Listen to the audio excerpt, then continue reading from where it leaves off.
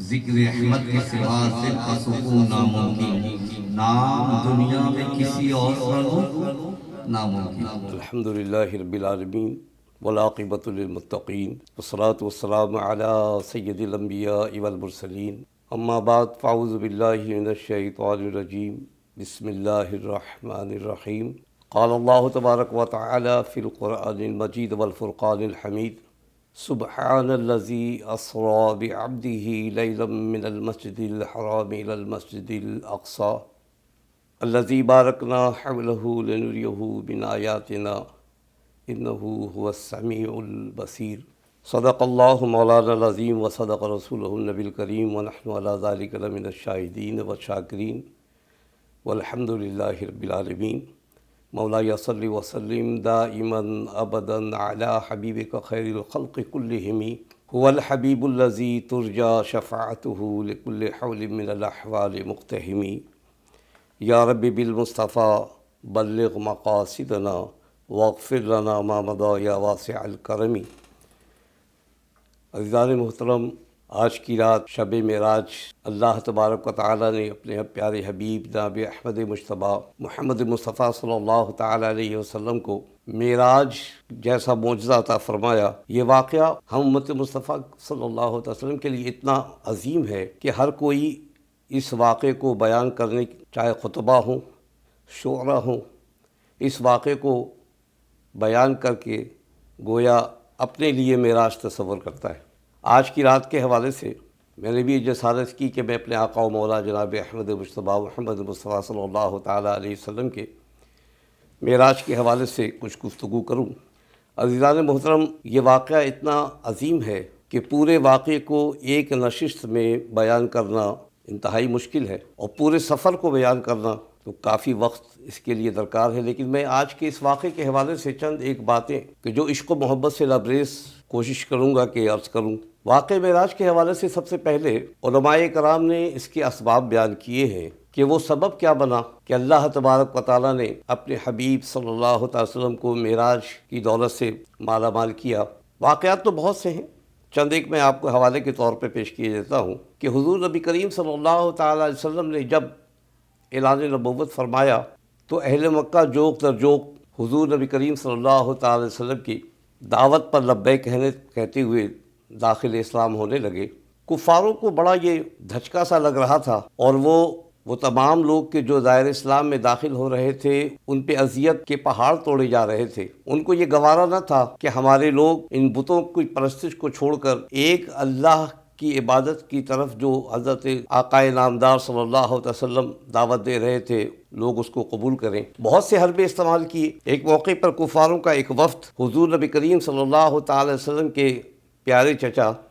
حضرت ابو طالب کے پاس وہ وفد آیا اور کہنے لگا کہ اے ابو طالب، آپ کو تو پتہ ہے کہ آپ کے بھتیجے نے ہمارے آباء و اجداد کے دین کو جھٹلایا ہے، نہ صرف جھٹلایا ہے بلکہ ہمارے لوگوں کو گمراہ کیا ہے۔ ہم آپ کے پاس آئے ہیں کہ وہ آپ کی کفالت میں ہیں، آپ کے سرپرستی میں ہیں، قبل اس کے کہ ہم کوئی قدم اٹھائیں آپ سے یہی کہنے کے لیے آئے ہیں کہ اپنے بھتیجے کو سمجھا دیں وہ کیا چاہتے ہیں۔ اگر وہ عرب کی سربراہی چاہتے ہیں تو ہم یہ اختیار تمام اہل مکہ کی طرف سے لے کر آئے ہیں کہ ان کو ہم سب اپنا سردار تسلیم کر دیں گے۔ اگر ان کا مقصد مال و دولت کا حصول ہے تو ہم اہل مکہ اتنا مال انہیں جمع کر کے دے دیں گے کہ وہ خوش ہو جائیں گے۔ یا کسی حسین سے حسین تر عورت سے اگر شادی کی خواہش ہے تو جس کو وہ کہیں گے، جو حسین سے حسین تر لڑکی ہوگی میں ہم لوگ اس سے راضی ہوں گے کہ اس کے ساتھ بیاہ دیا جائے۔ اگر وہ ان تین باتوں پہ عمل کرتے ہیں تو ٹھیک، ورنہ اے ابو طالب ہم مجبور ہیں کہ ہم آپ کے بھتیجے کے خلاف قدم اٹھائیں۔ حضرت ابو طالب نے کہا کہ اچھا ٹھیک ہے، وہ ابھی تو گھر پہ نہیں آنے دیں تو میں بات کروں گا۔ سرکار دو جہاں صلی اللہ تعالی علیہ وسلم جب تشریف لائے، حضرت ابو طالب نے کہا کہ اے پیارے بھتیجے، اہل مکہ کے کچھ لوگ آئے تھے اور انہوں نے یہ باتیں کہی ہیں۔ میرے آقا صلی اللہ تعالی علیہ وسلم نے ارشاد فرمایا کہ اے چچا، اگر میرے ایک ہاتھ پر یہ سورج اور ایک ہاتھ پہ چاند بھی لا کر رکھ دیں تو میں الہ کلمت الحق سے باز نہیں آؤں گا۔ اللہ تبارک و تعالیٰ نے جبریل امین کو بھیجا کہ اے جبرائیل جاؤ اور میرے محبوب کو بنا سنوا کر سجا کر لے آؤ اور انہیں جنت کی سیر کراؤ، میری ملاقات ہو ہم دکھانا چاہتے ہیں کہ تم کو کفار جو مال و دولت کی بات کر رہے تھے، اے محبوب ساری کائنات کی دولت تو آپ کے حوالے کر دی ہے، آپ کو کل مختار بنا دیا ہے، اور دکھانا چاہتے ہیں کہ دیکھو قدرت کے سامنے کیا کچھ نہیں ہے، وہ سب آپ کل مختار بنا دیا ہے۔ ہم دکھانا چاہتے ہیں کہ وہ حسین عورت کی بات کر رہے تھے، اے محبوب جنت کی حوریں سب آپ کے قدموں پہ نچھاور ہونے کے لیے تیار ہیں۔ وہ سرداری کی بات کر رہے تھے، اے محبوب ہم نے تو آپ کو رحمت للعالمین بنا کر بھیجا۔ یہ ایک اسباب میں سے ایک سبب معراج کے حوالے سے علماء بیان کرتے ہیں۔ اور دوسرا یہ کہ سرکار دو جہاں صلی اللہ تعالی علیہ وسلم کے یہ شفیق چچا حضرت ابو طالب کہ جنہوں نے ہر لمحہ ہر آن سرکار دو جہاں صلی اللہ علیہ وسلم کا ساتھ دیا، حضرت ابو طالب کا انتقال ہو جاتا ہے۔ میرے آقا صلی اللہ علیہ وسلم بہت مغموم ہو جاتے ہیں کہ میرے شفیق چچا تھے جو ہر لمحہ ہر وقت ہر آن میرا ساتھ دیتے تھے، اب وہ جدا ہو گئے۔ اسی سال آپ کی انتہائی پیاری پیاری زوجہ محترمہ حضرت خدیجۃ الکبریٰ رضی اللہ تعالی عنہا کا بھی وصال ہو جاتا ہے۔ تاریخ میں اس سال کو عام الحزن بھی کہتے ہیں کہ غموں کا سال۔ میرے آقا صلی اللہ تعالی علیہ وسلم کے اوپر ایک سمجھ لیجئے کہ غم کا پہاڑ ٹوٹ گیا تھا۔ جب ایسے مواقع ہوتے ہیں دنیا میں بھی ہم نے یہ دیکھا ہے کہ اگر کسی کا کوئی انتقال کر جاتا ہے، کسی کے والد کا اگر انتقال ہو جاتا ہے تو اس کے دوست احباب اس کو بہلانے کے لیے، اس کے دل کے غم کو دور کرنے کے لیے اس کو لیتے ہیں اور کہتے ہیں چلو بھائی کہیں سیر کر کے آتے ہیں، کہیں گھوم کر آتے ہیں تاکہ اس کا دھیان پر بدل جائے، وہ غموں کی دنیا سے نکل جائے۔ سرکار دو جہاں صلی اللہ علیہ وسلم جب مغموم ہوئے تو گویا یوں کہیے کہ میرے آقا نے کہا ہوگا کہ اے کاش کہ کوئی میرا یاد ہوتا جو مجھ سے یاری کرتا، کوئی میرا دلدار ہوتا جو میری غم گساری کرتا۔ اللہ تبارک و تعالیٰ نے ایسے موقع پر جبریل امین کو بھیجا اور کہا کہ اے جبریل جاؤ میرے محبوب کو لے آؤ، میرا محبوب مغموم ہے، اس کو سیر کراؤ، اس کو جنت کی سیر کراؤ، اس کو حور و غلمہ سے ملواؤ، اس کے آسمان کی اس کو سیر کراؤ، اس کو سدرۃ المنتہا پہ لاؤ، اس کو عرش معلیٰ دکھاؤ، یہاں تک کہ لامقام لاؤ، قاب قوسین و ادنیٰ کے مقام تک پہنچاؤ۔ جبریل امین کو حکم ہوتا ہے اور جبریل امین تشریف لاتے ہیں۔ ایک اور اسباب میں سے ایک سبب یہ بھی ہے کہ اللہ تبارک و تعالیٰ نے جب اپنے محبوب صلی اللہ علیہ وسلم کو دنیا میں مبعوث فرمایا تو کہا انا ارسلناک شاہدا و مبشرا و نذیرا، اے محبوب ہم نے بھیجا آپ کو شاہد بنا کر، بشیر بنا کر، بشارت دینے والا، خوشخبری سنانے والا، اور نذیر بنا کر بھیجا، ڈرانے والا۔ تو جب گواہ بنا کر بھیجا تو پھر اللہ تبارک و تعالیٰ نے اپنے محبوب کو آسمان کی سیر کرائی، جنت کی سیر کرائی، گواہی دلوائی کہ اے محبوب آپ کی امت جو عبادت کرتی ہیں ان عبادتوں کے بدلے جو ہم نے اجر رکھا ہے جنت کا، گواہی تو اس وقت دیں گے کہ جب آپ اس کو دیکھ لیں گے، کہ گواہی کے لیے ضروری ہے کہ آنکھوں سے دیکھا ہو، کانوں سے سنا ہو۔ اور اے محبوب آپ سے پہلے جتنے بھی انبیاء کرام آئے سب نے اللہ تبارک و تعالیٰ کی وحدانیت کا درس دیا، لیکن اے محبوب آپ اشہد ان لا الہ الا اللہ کہنے کے لیے یہ ضروری ہے کہ تشریف لائیں اور ہم وہ تمام چیزیں دکھائیں، یہاں تک کہ رب تعالیٰ اپنے جلووں سے بھی منور فرمائے۔ تو یہ اسباب مختلف بہت سے اسباب ہیں جن میں یہ اسباب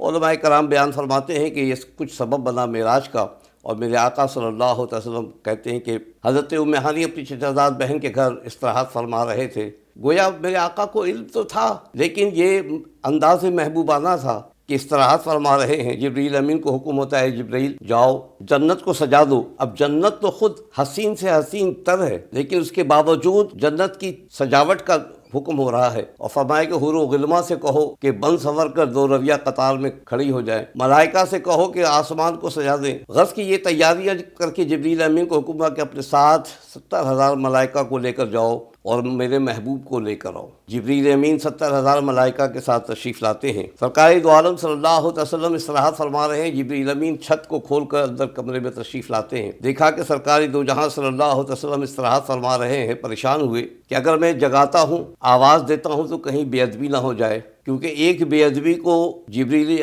امین نے بھی دیکھا ہوا ہے کہ بے ادب تھا تو کیسے بارگاہ خداوندی سے نکالا گیا۔ جبریل امین نے عرض کیا ہے بار الہ آپ کا محبوب استراحت فرما رہا ہے، کس طریقے سے ہم یہ مژدہ سنائیں، یہ خبر دیں۔ اللہ تبارک و تعالیٰ نے کہا ہے جبرائیل تم اپنے کافوری ہونٹ کو میرے محبوب کے تلووں پہ رکھ دو، گویا یوں کہیے کہ میرے محبوب کے تلووں کا بوسہ لے لو، تمہارے بوسہ لینے سے میرا محبوب آنکھیں کھول دے گا۔ یہ طریقہ اللہ تبارک و تعالیٰ نے جبریل امین کو بتایا، اور جبریل امین نے اپنے کافوری ہونٹ کو میرے آقا صلی اللہ علیہ وسلم کے تلووں پہ رکھا۔ سرکار دو جہاں صلی اللہ تعالی وسلم نے ٹھنڈک محسوس کی، آنکھیں کھول دیں۔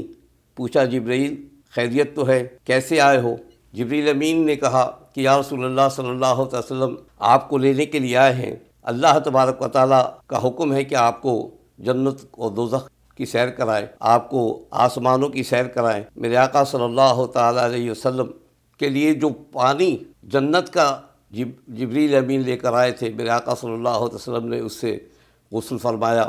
جنتی لباس پہنایا گیا، جنتی حلہ پہنایا گیا، جنتی امامہ شریف، یہ سب سرکار دو جہاں صلی اللہ تعالی وسلم کے لیے جبریل امین جنت سے لے کر آئے، گویا دولہا بنایا گیا۔ دولہا کے لباس بھی یہی ہوتے ہیں، اور جب ہم کسی شادی کے موقع پر کسی دولہے کو سجتے ہوئے دیکھتے ہیں، جو ہم پہلے دیکھتے تھے، گویا اب تو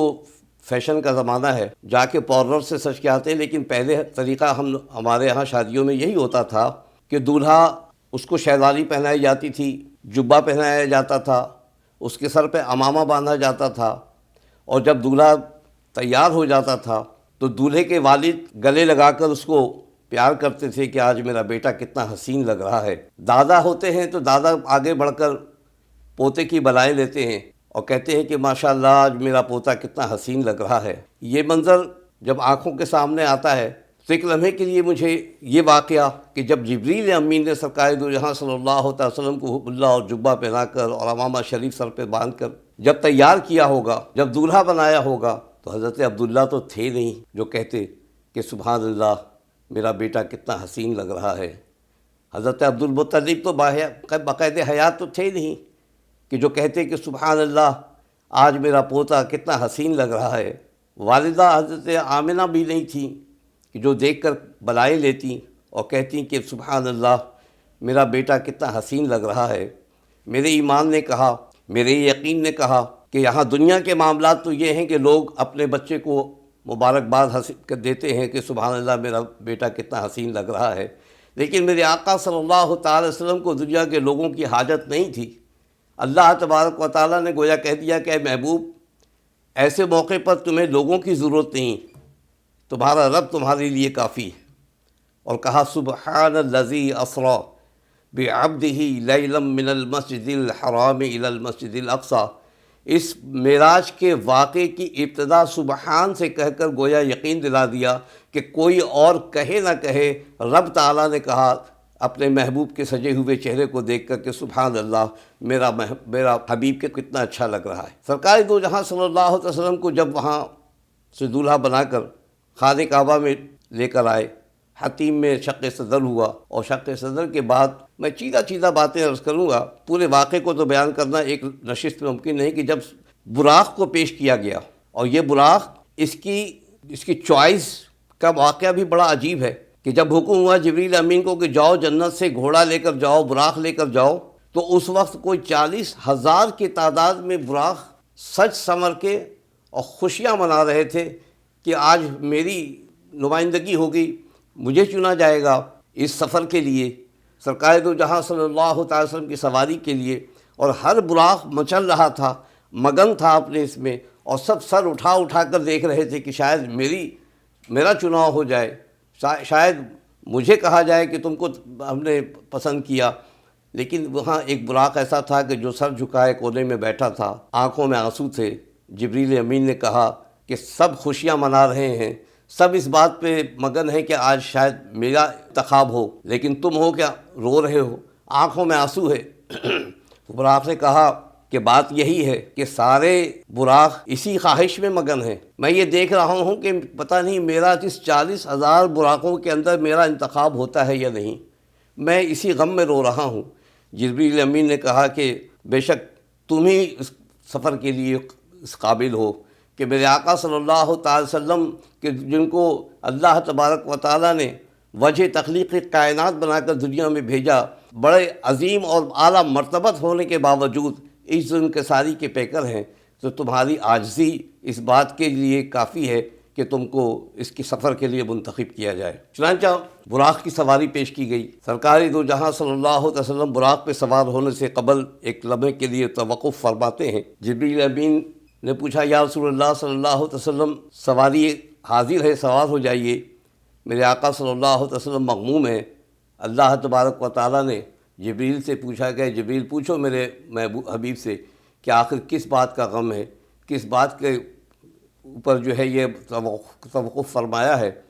کیا چاہتے ہیں؟ جبریل امین نے جب عرض کی تو سرکار دو جہاں صلی اللہ تعالیٰ علیہ وسلم نے ارشاد فرمایا کہ اے جبریل، میں پریشان اس بات پہ ہوں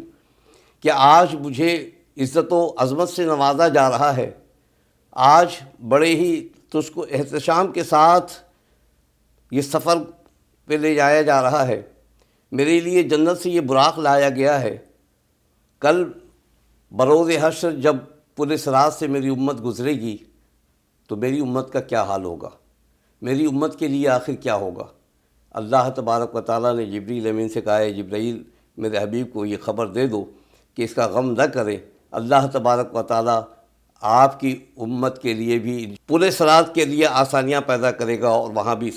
سواری کا بندوبست فرمائے گا۔ جبریل امین کے اس ارشاد کے بعد سرکار دو جہاں صلی اللہ علیہ وسلم جب براق پہ سوار ہونے لگے تو براق مچلنے لگا۔ جبریل امین نے کہا ہے کہ اے براق، تو رو رہا تھا کہ پتہ نہیں میرا انتخاب ہو یا نہ ہو، اب جب انتخاب ہو گیا ہے تو مچل رہا ہے، آخر کیا بات ہے، یہ شوخی کیوں ہے؟ براق نے کہا کہ اللہ کے محبوب سے میں مخاطب ہوں کہ یا رسول اللہ صلی اللہ علیہ وسلم، آج کہ اس سفر کے لیے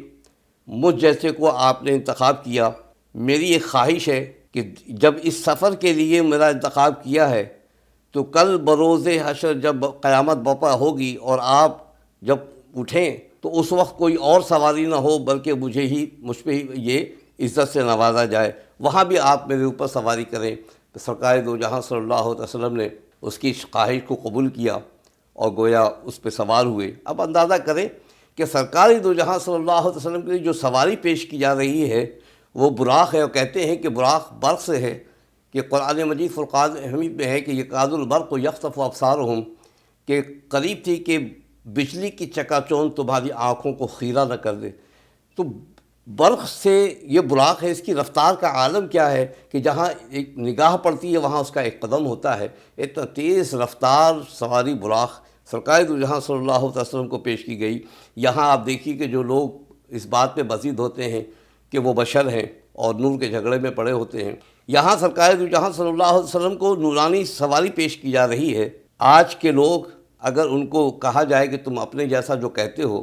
صرف ایک دلیل کے طور پر میں یہ بات کہہ رہا ہوں کہ ایک تار جس سے بجلی دوڑ رہی ہے، اس تار کے اوپر جو کور چڑھا ہوتا ہے اس کو ہٹا کر اور کہو کہ اس کو ہاتھوں میں لے لو اور لے کر جو ہے کیا نام دکھا دو تو میں مان جاؤں، تو وہ پھر شاید کچھ کہنے کے قابل ہی نہیں رہے گا، اور شاید علاقے کی مسجد سے اعلان ہوگا کہ جنازے کے لیے تشریف لے آئے۔ یہی تو حال ہے ان بشر کا، اور وہ سید البشر افضل البشر کے اوپر جو ہے اپنے آپ کو ان سے مماثلت کرتے ہیں۔ سرکار دو جہاں صلی اللہ علیہ وسلم یقیناً بشر ہیں، لیکن ہم اور آپ جیسے بشر نہیں، جبھی تو نورانی سواری پیش کی جا رہی ہے۔ براق کی سواری پیش کی گئی، بیت المقدس تشریف لے گئے، بیت المقدس میں تمام انبیاء کرام کی امامت فرمائی۔ بہت خوبصورت اس میں بھی یہ ہے کہ جناب اعلیٰ حضرت انبیاء کرام تقریباً، جس میں آدم علیہ نبینا علیہ الصلوۃ والسلام، حضرت نوح علیہ نبینا علیہ الصلوۃ والسلام، حضرت سلیمان علیہ نبینا علیہ الصلوۃ والسلام، حضرت موسیٰ علیہ نبینا علیہ الصلوۃ والسلام، اور حضرت عیسیٰ علیہ نبینا علیہ الصلوۃ والسلام وہاں اپنے اپنے کمالات اور اپنی عزت کے مطابق بتاتے ہیں کہ اللہ تبارک و تعالیٰ نے ہمیں یہ نعمت عطا کی، ہمیں یہ اس طرح سے نبوت عطا کی۔ میرے آقا صلی اللہ علیہ وسلم پھر وہاں خطاب فرماتے ہیں، بہت مختصر چلتے اس لیے کہ سارے واقعات کو تفصیل سے بیان کرنے کے لیے ایک نشست کافی نہیں۔ وہاں سے میرے آقا صلی اللہ علیہ وسلم تشریف لے آتے ہیں، پہلے آسمان پہ جاتے ہیں، دوسرے آسمان پہ جاتے ہیں، انبیاء کرام سے ملاقات ہوتی ہے۔ گویا مختصر یہ کہ جب سفر کا انتہا کرتے کہتے ہیں کہ معراج کا یہ واقعہ جو ہے یہ تین، علامہ احمد سعید کاظمی رحمۃ اللہ تعالیٰ لکھتے ہیں کہ سبحان الذی اسری بعبدہ لیلا من المسجد الحرام الی المسجد الاقصی، مسجد حرام سے مسجد اقصی کا جو سفر ہے اس کو اسرا کہتے ہیں، اور مسجد اقصی سے جب آسمان کی طرف آپ روانہ ہوئے اسے اعراج کرتے ہیں، اور پھر یہ ساتوں آسمان طے کرنے کے بعد سدرۃ المنتہا پہ جب پہنچتے ہیں، اور سدرۃ المنتہا وہ جگہ ہے کہ جہاں جبریل امین نے کہا کہ یا رسول اللہ صلی اللہ علیہ وسلم، اس سے آگے جانا اب میرے بس میں نہیں۔ مشہور ہے، کہتے ہیں کہ اگر ایک بال برابر بھی میں آگے بڑھا تو تجلیات الہی سے میں جل کر خاک ہو جاؤں گا۔ میرے آقا صلی اللہ علیہ وسلم فرمایا کہ جبرائیل، اس سے آگے تم جا نہیں سکتے؟ کہا کہ نہیں یا رسول اللہ صلی اللہ علیہ وسلم، اس سے آگے ہم جا نہیں سکتے۔ اس سے آگے کا جانا، اس کی منزل کو طے کرنا، یہ آپ کو ہی زیبا ہے۔ میرے آقا صلی اللہ علیہ وسلم نے اس موقع پر جبریل امین سے کہا کہ اے جبریل، یاد ہے تمہیں کہ جب تم میرے جد امجد حضرت ابراہیم علیہ نبینا علیہ السلام کو منجنیق پہ رکھ کر آگ میں پھینکا جا رہا تھا، نمرود بدبخت نے جو حضرت ابراہیم علیہ نبینا علیہ السلام کے لیے جو آگ جلائی تھی، آگ کے شعلے ایسے تھے کہ اوپر سے کوئی پرندہ بھی جاتا تھا وہ جل کر گر جاتا تھا۔ ایسے موقع پہ جبریل امین آئے اور کہا کہ اے ابراہیم، آپ کیا چاہتے ہیں؟ میں وہاں جاتا ہوں جہاں کوئی نہیں جاتا، اگر کوئی آپ کی مراد ہے تو میں اللہ تبارک و تعالیٰ تک پہنچا دوں۔ ابراہیم علیہ نبینا علیہ السلام نے کہا کہ مجھے تم سے کوئی حاجت نہیں، میرا رب میرے لیے کافی ہے۔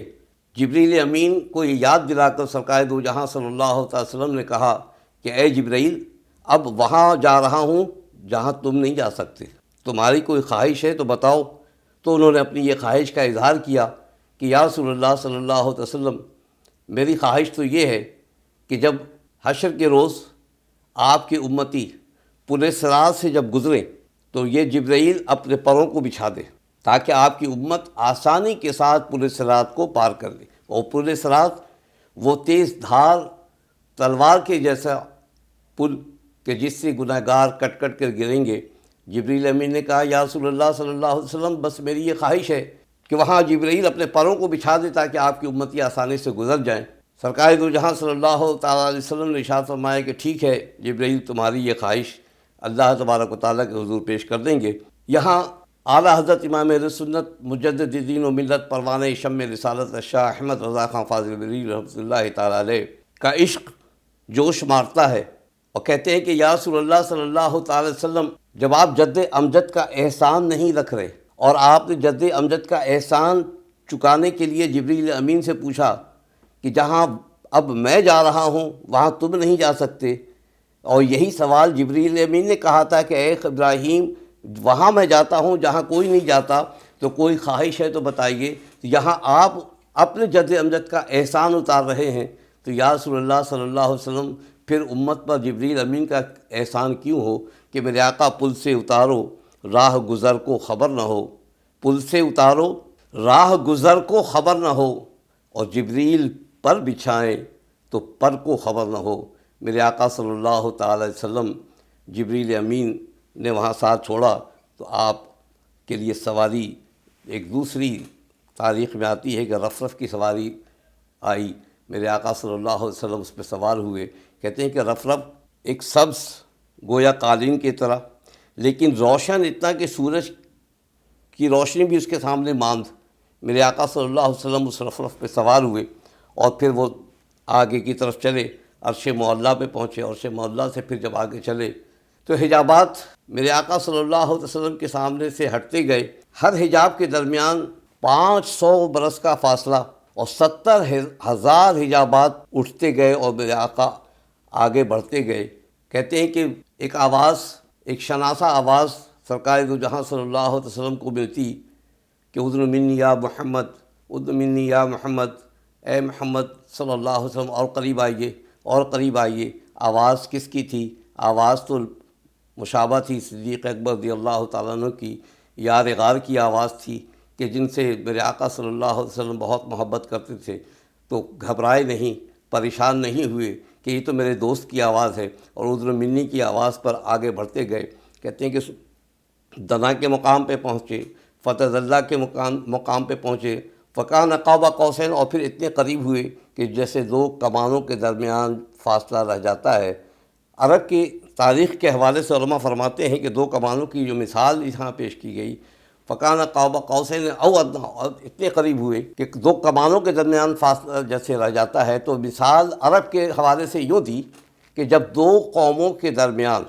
کوئی تضاد پیدا ہو جاتا تھا دو عرب قوموں کے درمیان، اور پھر لڑائی اور جھگڑے کے بعد جب صلح کی طرف جاتے تھے اور ان کے اندر اتفاق پیدا ہوتا تھا اور جب اتحاد پیدا ہوتا تھا، تو دونوں قوموں کے سردار اپنی اپنی جانب سے ایک ایک کمان لاتے اور دو کمانوں کو ملا کر اور ایک تیر چھوڑ کر یہ اظہار کرتے تھے کہ ہم دونوں قوم ایک ہو گئے ہیں، اور جو ہم پہ حملہ کرے گا ہم دونوں مل کر اس کا دفاع کریں گے۔ لہذا ایک تیر چھوڑنے کے لیے دو کمان کو جو جمع کیا گیا، اب اندازہ کریں کہ دو کمانوں میں پھر کیا فاصلہ رہ جاتا ہے۔ میرے آقا صلی اللہ علیہ وسلم اتنے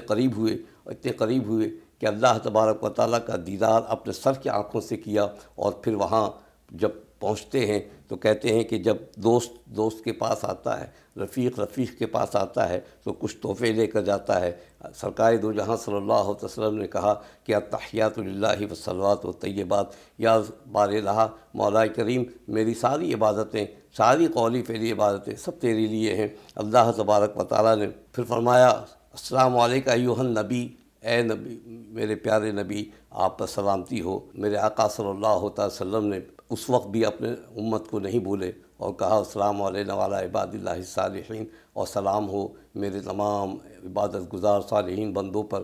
تو گویا اللہ تبارک و تعالیٰ سے یہ ملاقات اور پھر راز و نیاز کی جو باتیں ہوئیں وہ اللہ اور اس کے رسول کے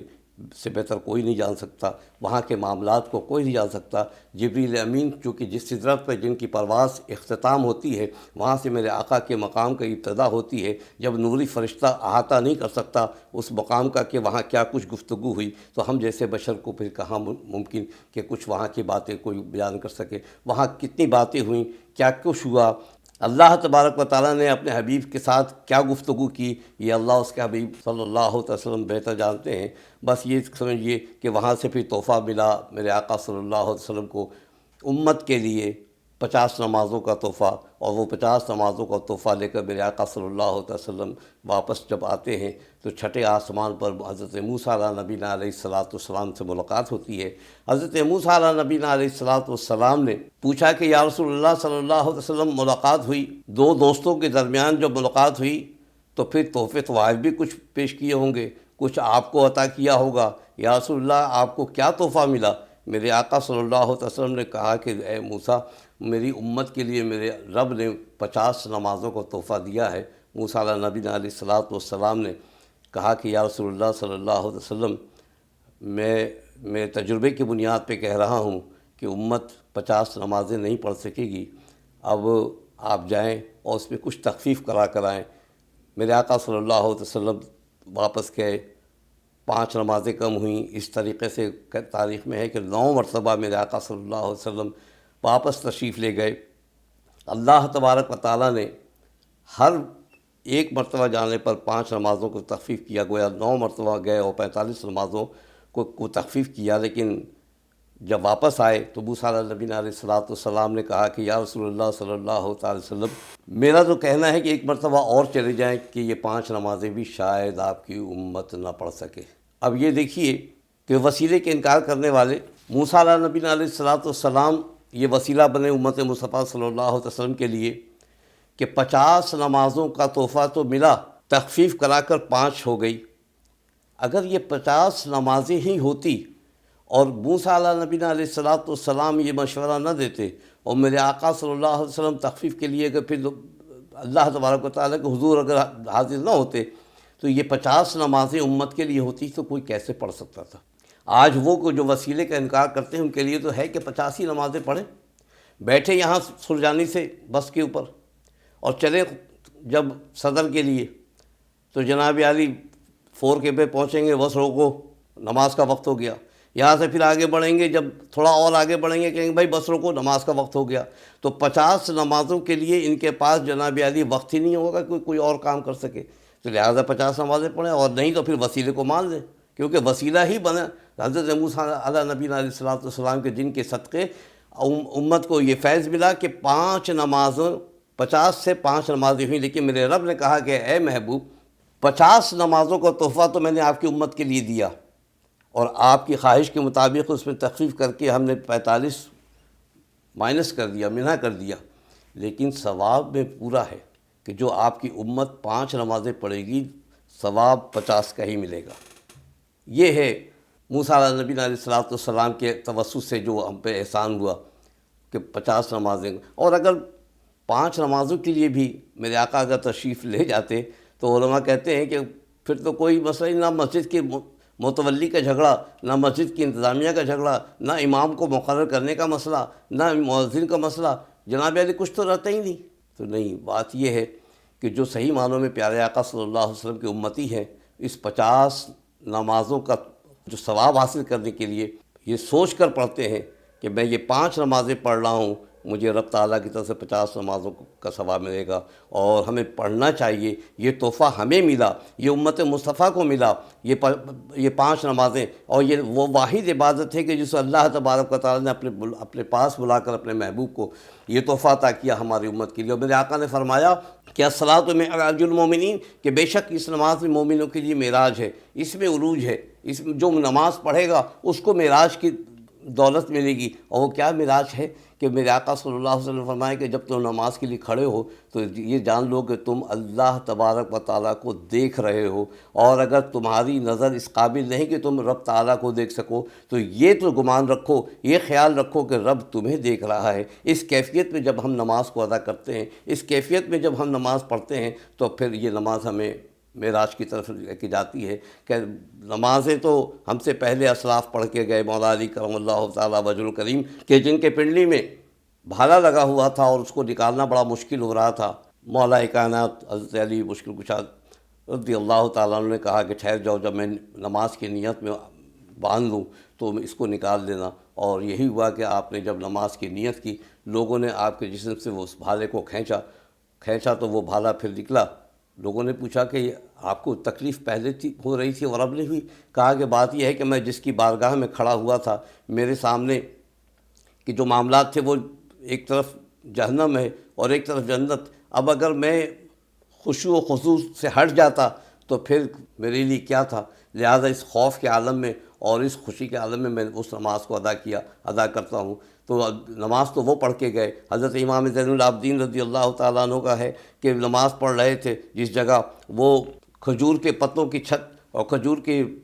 تنوں کا جو ہے وہ پایا تھا، وہ گھر کے اندر نماز پڑھ رہے تھے کہ لوگوں نے دیکھا کہ اس میں آگ لگ گئی ہے۔ ہر طرف سے لوگ اس کو آگ کو بجھانے کے لیے آئے، پانی مار رہے ہیں، گویا ہر کوشش کی، آخر میں وہ پورا جو جھوپڑا تھا وہ جل گیا، خاکستر ہو گیا۔ لوگوں نے پوچھا کہ اتنی آگ تھی کہ اس کے شعلے بلند ہو رہے تھے اور آپ کو پتہ نہیں چلا؟ کہا کہ بات یہ ہے کہ میں جب نماز کے لیے کھڑا ہوا تھا تو میرے سامنے جو منظر تھا، اس جہنم کے آگ سے تو بچنے کے لیے میں نے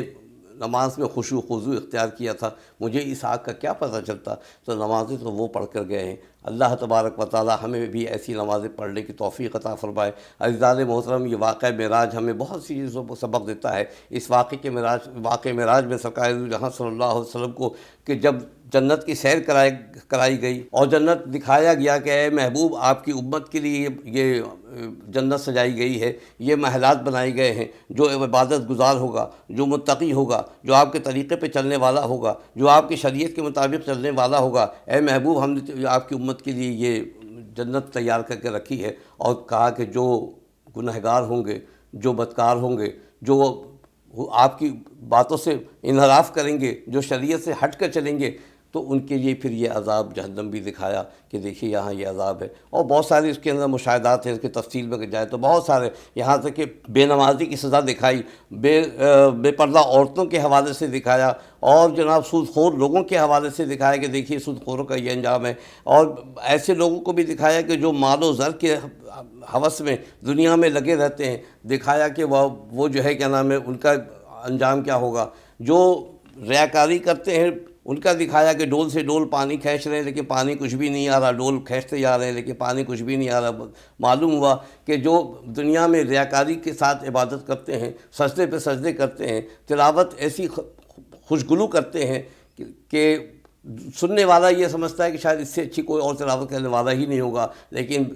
حلق سے اوپر سے آواز نکلتی ہے، اندر سے کچھ بھی نہیں ہوتا، تو یہ ریاکار ایسے ریاکاروں کے لیے بھی وہاں دکھائی گئی کہ دیکھیے جو ریاکاری کر کے عبادت کرتے ہیں ان کا انجام یہ ہوگا۔ اللہ تبارک و تعالی ہمیں ہر برے کاموں سے بچتے رہنے کی توفیق عطا فرمائے، اور آج کی رات کے حوالے سے ہمیں یہ عہد کرنا چاہیے کہ نماز کسی حالت میں ہم نہیں چھوڑیں۔ اللہ تبارک و تعالی ہمیں نماز کے پابند بنا دے۔ اللہ تبارک و تعالی سرکار دو جہاں صلی اللہ علیہ وسلم کی ہمیں اس شفاعت سے بہرور فرمائے۔ کہتے ہیں کہ سفر ہے چاند کا رخ سوئے مصطفیٰ تو نہیں، سفر ہے چاند کا رخ سوئے مصطفیٰ تو نہیں، قسم خدا کی یہ پستی ہے ارتقا تو نہیں، کھلا یہ راز بھی معراج سرور جی سے، کھلا یہ راز بھی معراج سرور جی سے، کہ زمین و عرش میں کچھ ایسا فاصلہ تو نہیں۔ یہ احترام تھا سرکار کا شب اسرا، یہ احترام تھا سرکار کا شب اسرا، دیگر نہ وقت کسی کے لیے رکا تو نہیں۔ یہاں تو غیر بھی اپنے دکھائی دیتے ہیں، یہاں تو غیر بھی اپنے دکھائی دیتے ہیں، یہ سرزمین مدینہ ہے کربلا تو نہیں۔ اللہ تبارک و تعالی ہمیں سرکار دو جہاں صلی اللہ علیہ وسلم کی اس معراج کے صدقے ہم سب کو عبادت گزار بنا دے، ہم سب کو جنت کا حقدار بنا دے، ہم سب کو شریعت مطہرہ پہ چلنے والا بنا دے۔ وما علینا الا البلاغ المبین۔